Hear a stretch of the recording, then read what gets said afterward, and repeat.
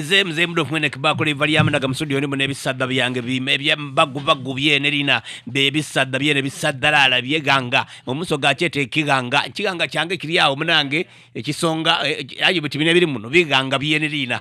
tugiye kubanga kutusa kwa mawulire manji kamala bale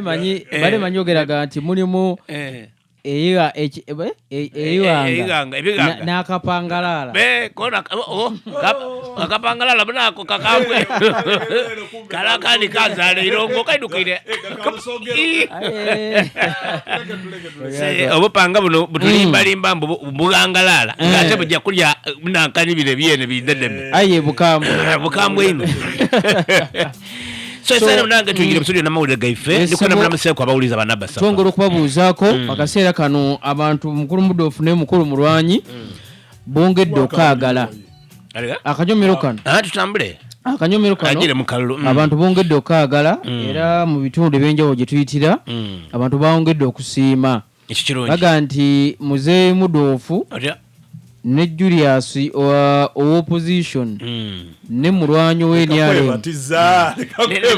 achali kwa matiza nawo ye opposition ono we naremu butinze ndi wachi uliriza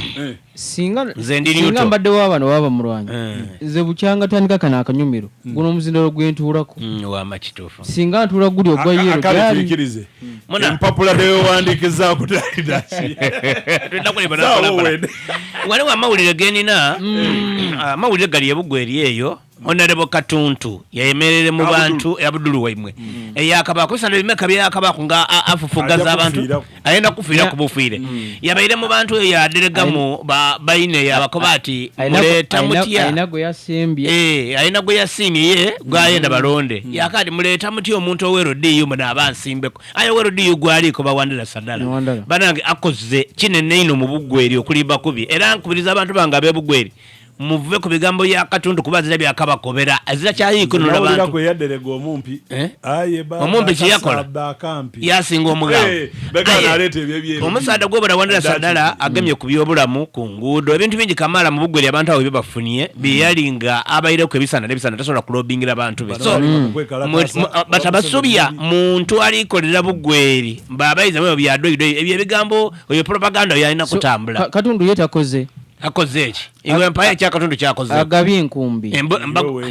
wafuga baine emyaka 20 n'ekintu wabaganga mbago kyokoma abebugwe ekibenda kuvuga ku ngabo kibali mwete enkumbi aziguzisa sente aziguzisa sente azete abo ngadigula mu kampuni ki embago da government oyesenda Abdulu dafuniye mugundi omwo ngabatu kakuno kumutola kachika kali kanonereza mu banka yatola yakalipoti kati ngali kakoda kole tikaweza yale takalipoti kati aye ngo mudidi gwesente ogujiri nze ndi timu Katuntu era emirimu gikyatambula bulungi tukongera okujja okubabuuzaako magombolola muri gwakula musabula magombolo muri bulanku ndikuloza ndi tulikulinga mu nsonga tutanze nokuba ku ni timu de tutamwe nalina yo nagirese olina yo wagira oli abadawana nze semawulire nze wa mawulire ate nakobera ebituufu byene ebikolebwa kurawuno kubambayo soka Abdul Katuntu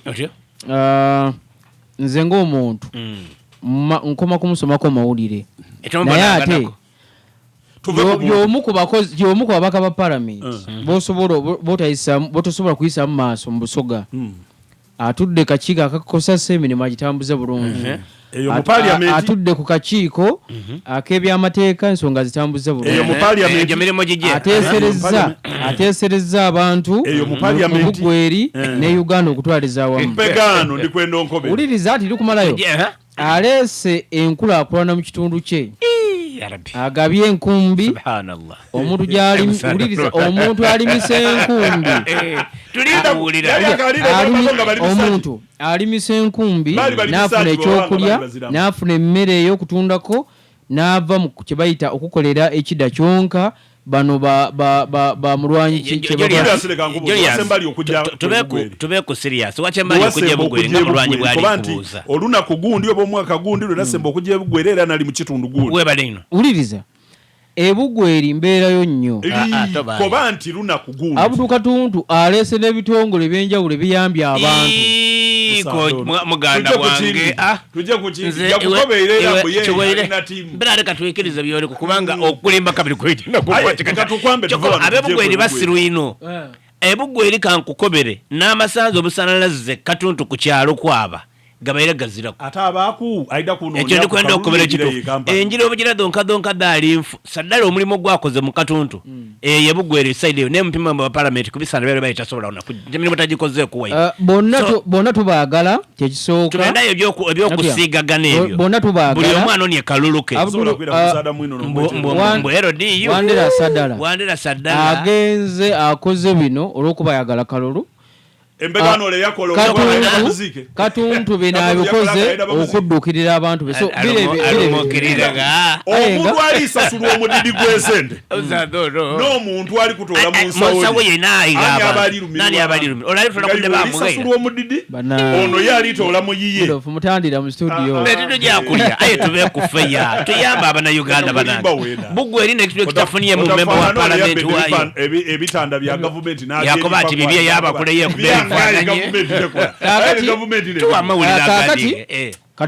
katugende ku nsonga eno enkulu naye kasooke tuwulize eddoboozi lituwe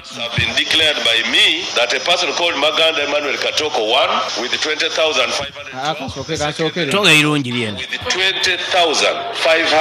Namuganza Passis, the Minister of State, got 17,764 votes. Maganda Emmanuel Katoko, who had won, still won with 20,512, defeating Namuganza Passis hands down. Basi mwamukubiye chigo. twakyogerere oido twabaire wano oda ali kuleeta obubadi bwekodi alikola kyetwakoba ati ekyo kyaweire maganda era kunomerera ole pasisi yakoboyo mube kino ki maganda kyaimwe kimaganda bakikuba omugulu bagumena kimaganda kyakoba omukazi yankubiye kimaganda kyaimwe nabuza maganda omukazi asobola okuba ekigere yakimena ati muna abantu bankuba ekisooka ono returning officer gwe bayita Dr. Tango Doi abadde wanjawulo nnyo ku benzenda abenze mpulira kuba okulanga alangisiza maanyi defeating Namuganza Minister for Land hands down ati obululu bwabaire bungi bwayenda okumena minzaani yabaire bupima ngeyenda kutuka bwabu obuzito bwabo mbegalo iwalangiriro nini kyenzwire soka muno okukunkudusa omuntu okumutoola Kampala aida alangira obululu obuli ku kyalo gansi zagamani abantu balina amaani gaibwe esooka akalulu kabaddemu emivuyo gw'amaanyi era abawagizi ba Namuganza bwe balabye nga waliwo emivuyo egyabadde gigenda mu maaso ne bakubaka kompyuta ne bakaasizaawo obupeesa ne bugwa ebweru era twabaire tudifuni already mwamendye kompyuta mwamena bino bi-ink bebata ku bantu abalonze mwayuza empapula aye nga lisawo situkoze ki so omumbejja Passis Namuganza minisita omubeezi w'ensonga z'ebitaka era omubaka ow'ebukono agamba nti kati ensonga zino zisusse akakiiko aka tribunal zisusse akakiiko ak'eby'okulonda ak'NRM azitwala wa ssentebe w'ekibiina President Museveni President Museveni nakulira akakiiko akalonda akagomesa empisa bw'otegeera ng'ebintu biri muyina akavuyo bivemu nga bw'obona nga muuma buti yasigayiza ekitiibwa kuba yateviiramu yakoba ati muno mulimu akavuyo bali kwizaamu mujja kuba era yasikowaliza era muuma banaira akalulu ajja akalya kabiri wamala wakayiramu